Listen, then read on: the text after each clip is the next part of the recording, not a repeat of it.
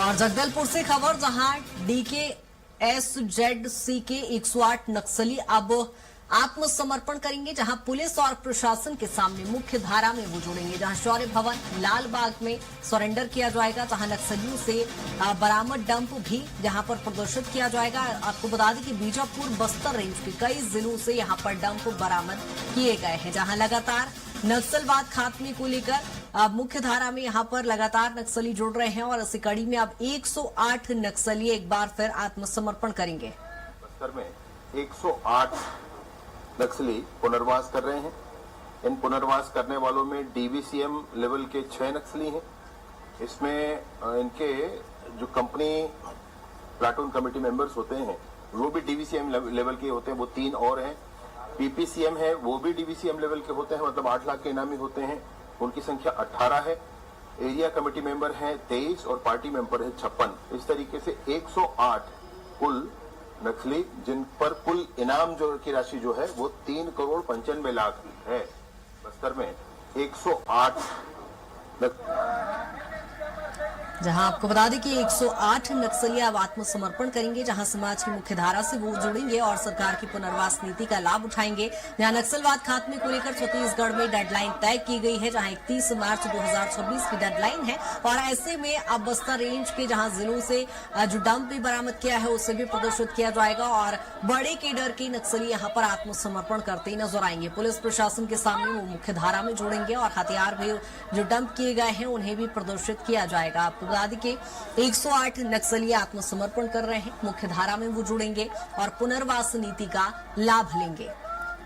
जहां नक्सलवाद खात्मे को लेकर केंद्र सरकार हो या राज्य सरकार तमाम प्रयास किए जा रहे हैं और ऐसे में जो डेडलाइन तय की गई हो उससे पहले तमाम नक्सली आत्मसमर्पण करते नजर आ रहे हैं और इसी कड़ी में अब 108 नक्सली आत्मसमर्पण करेंगे, जहां पुलिस प्रशासन के सामने वो मुख्य धारा से जुड़ेंगे। शौर्य भवन लाल बाग में ये आत्मसमर्पण होगा, जहां आपको बता दें कि जो नक्सली सामग्री बरामद की गई है, नक्सलियों से जो डंप किया गया है उसे भी प्रदर्शित किया जाएगा। 108 नक्सली यहां पर आत्मसमर्पण करेंगे। बड़ी कीडर के भी नक्सली इसमें शामिल हैं, जहां आपको बता दें कि लगातार इस समय नक्सली आत्मसमर्पण कर रहे हैं, क्योंकि प्रदेश सरकार की ओर से चेतावनी दी गई है, उन्हें समझाइश दी जा रही है और इसी का अब असर भी धरातल पर दिखाई दे रहा है। जहां केंद्र सरकार, राज्य सरकार दोनों की ही ओर से तमाम प्रयास किए जा रहे हैं, अभियान चलाए जा रहे हैं। नक्सलवाद खात्मे को लेकर सरकार निरंतर प्रयास कर रही है और उसका असर अब धरातल पर भी दिखाई दे रहा है, जहां बड़ी संख्या में नक्सली आत्मसमर्पण करते नजर आ रहे हैं और इसी कड़ी में अब 108 नक्सली आत्मसमर्पण करेंगे, सरेंडर करेंगे। पुलिस प्रशासन के सामने वो मुख्य धारा से जुड़ेंगे और समाज की मुख्य धारा के साथ ही सरकार की पुनर्वास नीति का भी लाभ उठाते वो नजर आएंगे। जहां सरकार की ओर से लगातार उन्हें समझाइश दी जा रही है, चेतावनी दी जा रही है और अब इसका असर भी धरातल पर दिखाई दे रहा है। जहां डेडलाइन आपको बता दें कि 31 मार्च 2026 तय की गई है और इसी पर ज्यादा जानकारी के साथ अनिल हमारे साथ जुड़ गए। अनिल, क्या कुछ जानकारी? बड़ी संख्या में एक बार फिर नक्सली आत्मसमर्पण कर रहे हैं। बता दूं कि इस वक्त जो आप बस्तर के लिए आज का दिन काफी खास हो जा रहा है, क्योंकि आज के दिन में जो नक्सल संगठन का जो 108 नक्सली है, जो जिनके ऊपर 3 करोड़ 95 लाख रुपए के इनाम घोषित थे, वो सभी नक्सली जो है आज आत्मसमर्पण करने के लिए जो कोऑर्डिनेशन सेंटर है शौर्य भवन पर, यहाँ पर अभी आपसे कुछ ही देर बाद आत्मसमर्पण करेंगे। आप मेरे पीछे देख सकते हैं।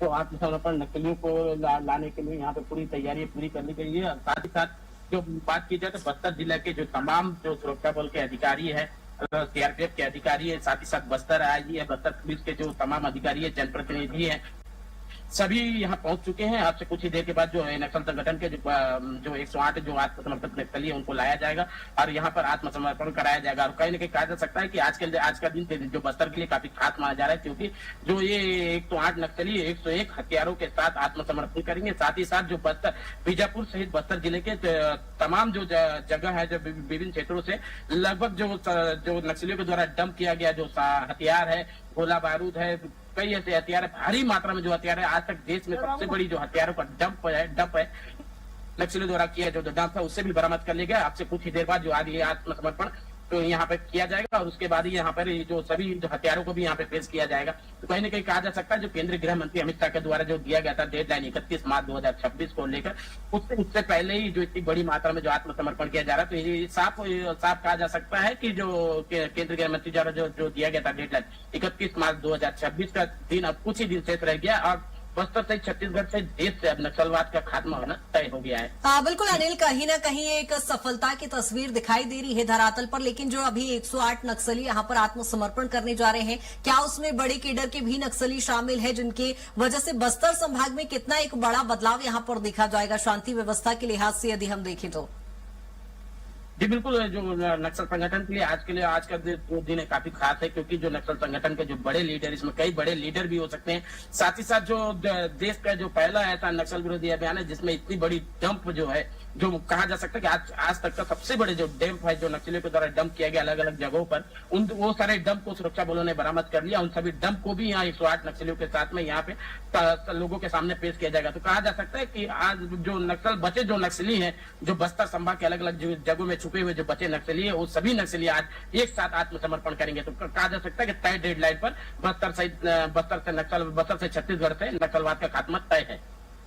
बिल्कुल अनिल, लेकिन जो लक्ष्य रखा गया है, यदि उसके आधार पर हम बात सुरक्षा बलों की करें तो क्या लगातार रणनीतियों में ऐसे बदलाव किए जा रहे हैं जो इतनी बड़ी संख्या में नक्सली लगातार हम देख रहे हैं पुनर्वास नीति का भी लाभ उठा रहे हैं, मुख्य धारा में जुड़ रहे हैं समाज की?